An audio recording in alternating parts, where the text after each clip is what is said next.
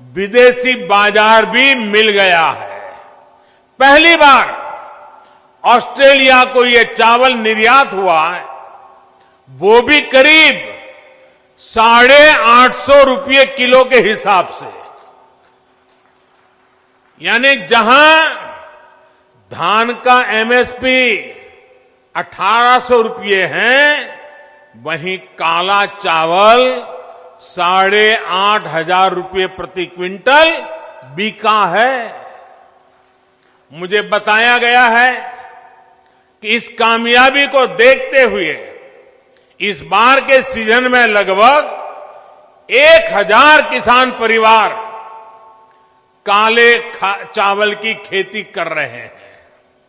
भाइयों और बहनों, किसान को आधुनिक सुविधाएं देना, छोटे किसानों को संगठित करके उनको बड़ी ताकत बनाना, किसानों की आय बढ़ाने के प्रयास निरंतर जारी है। बीते सालों में फसल बीमा हो या सिंचाई, बीज हो या बाजार, हर स्तर पर काम किया गया है। प्रधानमंत्री फसल बीमा योजना से देश के लगभग 4 करोड़ किसान परिवारों की मदद हुई है। प्रधानमंत्री कृषि सिंचाई योजना से लगभग 87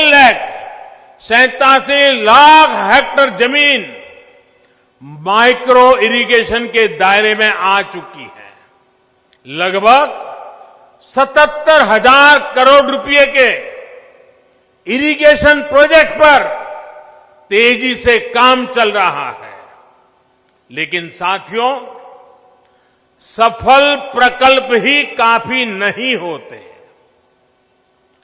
इसके साथ साथ किसानों को उस बड़े और व्यापक मार्केट का लाभ भी मिलना चाहिए जो हमारा देश, दुनिया के बड़े बाजार हमारे किसानों को उपलब्ध कराते हैं। इसलिए विकल्प के माध्यम से किसानों को सशक्त करने का रास्ता अपनाया गया है। किसान हित में किए गए कृषि सुधार ऐसे ही विकल्प किसान को देते हैं। अगर किसान को कोई ऐसा खरीदार मिल जाए जो सीधा खेत से उपज उठाए, जो ट्रांसपोर्ट से लेकर लॉजिस्टिक के हर प्रबंध करे और बेहतर कीमत दे, तो क्या किसान को अपनी उपज उसे बेचने की आजादी मिलनी चाहिए कि नहीं मिलनी चाहिए? भारत के कृषि उत्पाद पूरी दुनिया में मशहूर है। क्या किसान की इस बड़े मार्केट और ज्यादा दाम तक किसान की पहुंच होनी चाहिए कि नहीं होनी चाहिए? अगर कोई पुराने सिस्टम से ही लेन देन को ठीक समझता है, तो उस पर भी इस कानून में कहां कोई रोक लगाई है भाई? साथियों, नए कृषि सुधारों से किसानों को नए विकल्प और नए कानूनी संरक्षण ही तो दिए गए हैं। पहले तो मंडी के बाहर हुए लेन देन ही गैर कानूनी माने जाते थे। ऐसे में छोटे किसानों के साथ अक्सर धोखा होता था, विवाद होते थे, क्योंकि छोटा किसान तो मंडी पहुंच ही नहीं पाता था। अब ऐसा नहीं है। अब छोटे से छोटा किसान भी मंडी से बाहर हुए हर सौदे को लेकर कानूनी कार्यवाही कर सकता है। यानी किसान को अब नए विकल्प भी मिले हैं और छल से, धोखे से उसे बचाने के लिए कानूनी संरक्षण भी मिला है। किसानों को प्रकल्प के साथ ही नए विकल्प देने से ही हमारे कृषि क्षेत्र का कायाकल्प हो सकता है। सरकार की तरफ से प्रकल्प, किसान के लिए विकल्प, और दोनों साथ साथ चले तभी देश का कायाकल्प होता है। साथियों, सरकारें नीतियां बनाती हैं, कानून कायदे बनाते हैं। नीतियां और कानूनों को समर्थन भी मिलता है तो कुछ सवाल भी स्वाभाविक ही है। ये लोकतंत्र का हिस्सा है और भारत में ये जीवंत परंपरा रही है। लेकिन पिछले कुछ समय से एक अलग ही ट्रेंड देश में देखने को मिल रहा है। काशी के आप सभी जागरूक साथियों ने भी ये जरूर अनुभव किया होगा। पहले होता यह था कि सरकार का कोई फैसला अगर किसी को पसंद नहीं आता था तो उसका विरोध होता था। लेकिन बीते कुछ समय से हम एक नया ट्रेंड देख रहे हैं।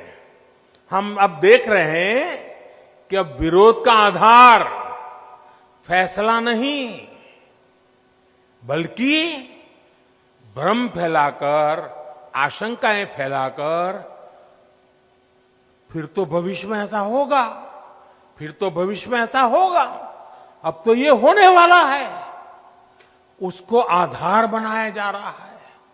अपप्रचार किया जाता है कि भाई फैसला तो ठीक है, लेकिन पता नहीं इससे आगे चलकर क्या क्या होगा, और फिर कहते हैं ऐसा होगा।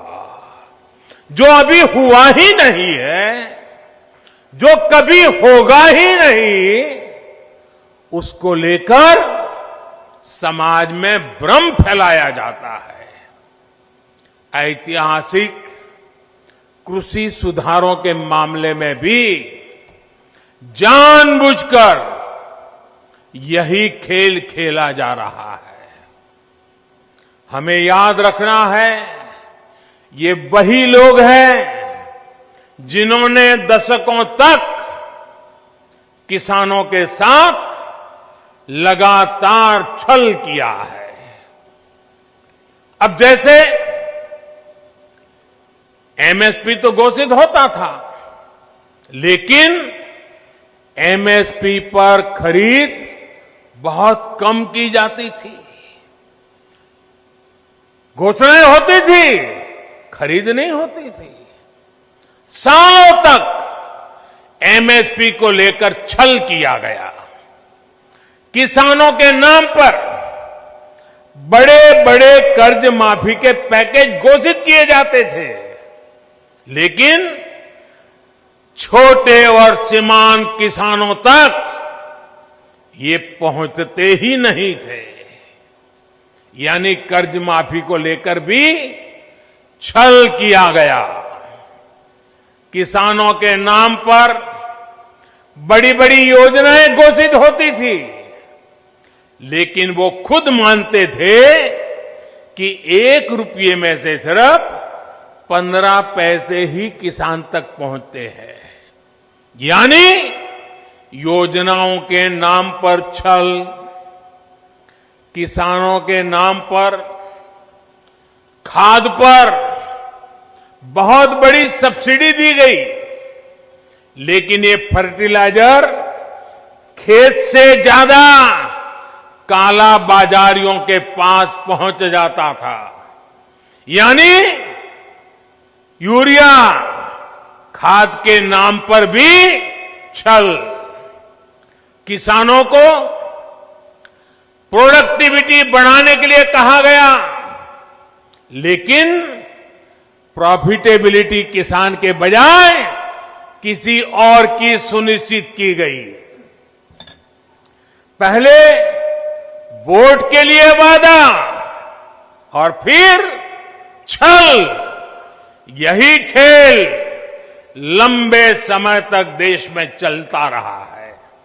साथियों, जब इतिहास छल का रहा हो तब दो बातें बड़ी स्वाभाविक है। पहली ये कि किसान अगर सरकारों की बातों से कई बार आशंकित रहता है तो उसके पीछे दशकों का ये लंबा छल का इतिहास है।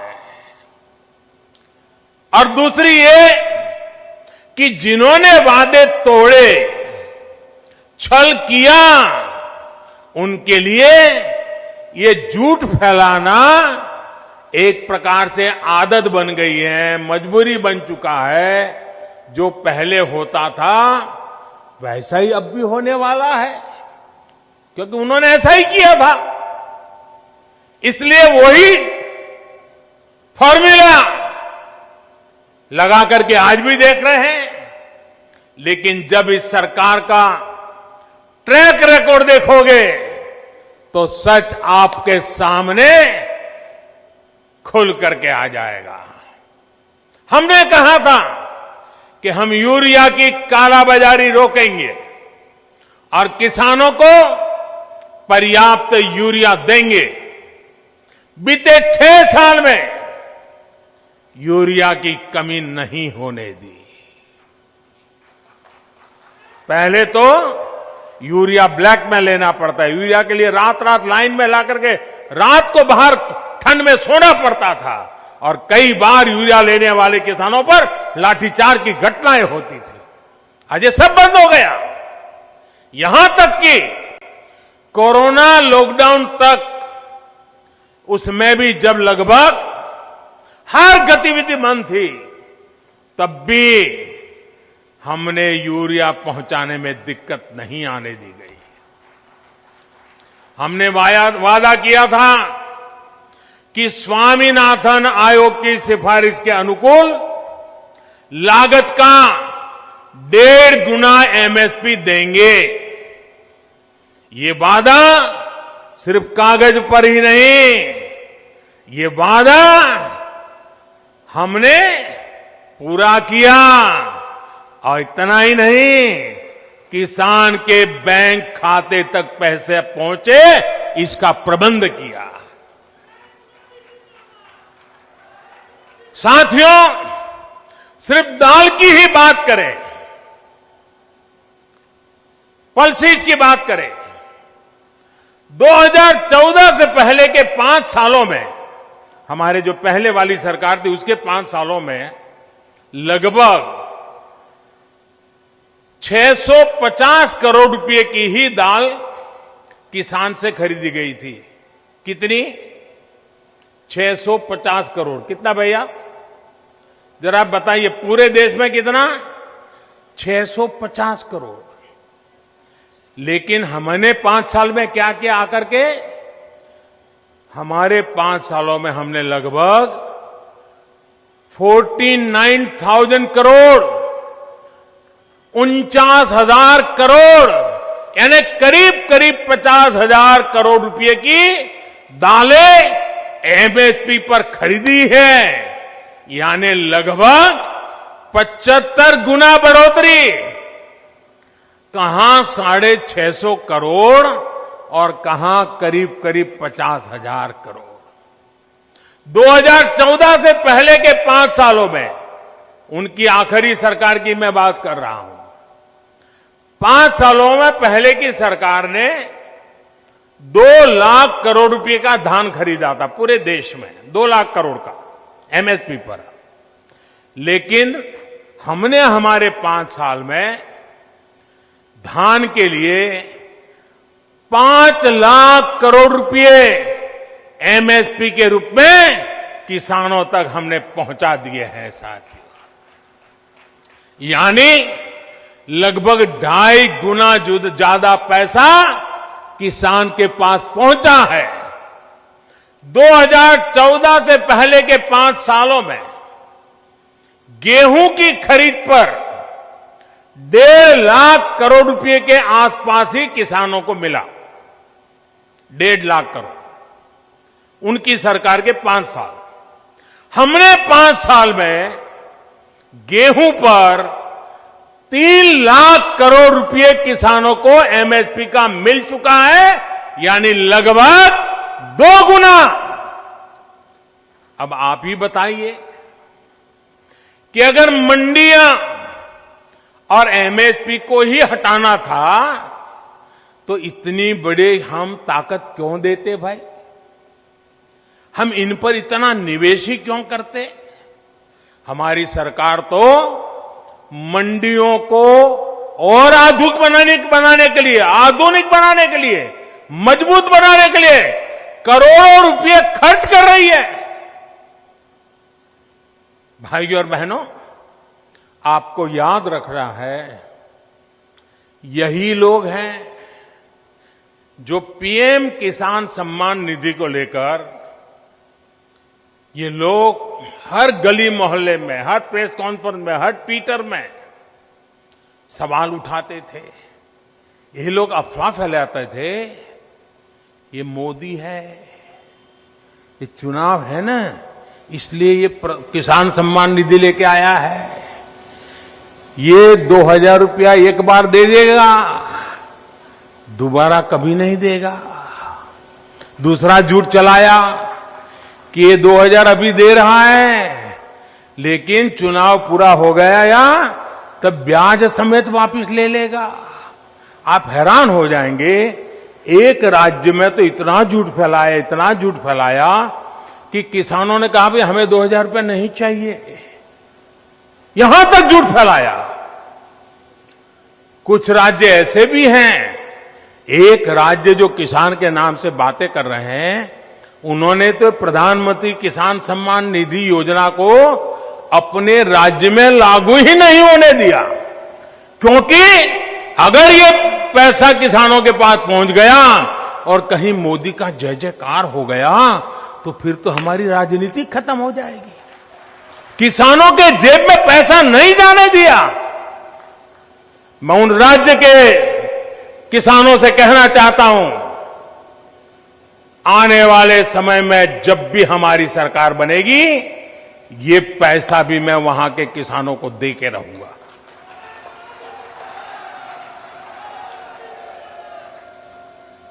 साथियों, देश के 10 करोड़ से ज्यादा किसान परिवारों के बैंक खाते में सीधी मदद दी जा रही है और ये प्रधानमंत्री किसान सम्मान निधि के द्वारा लगातार चल रहा है।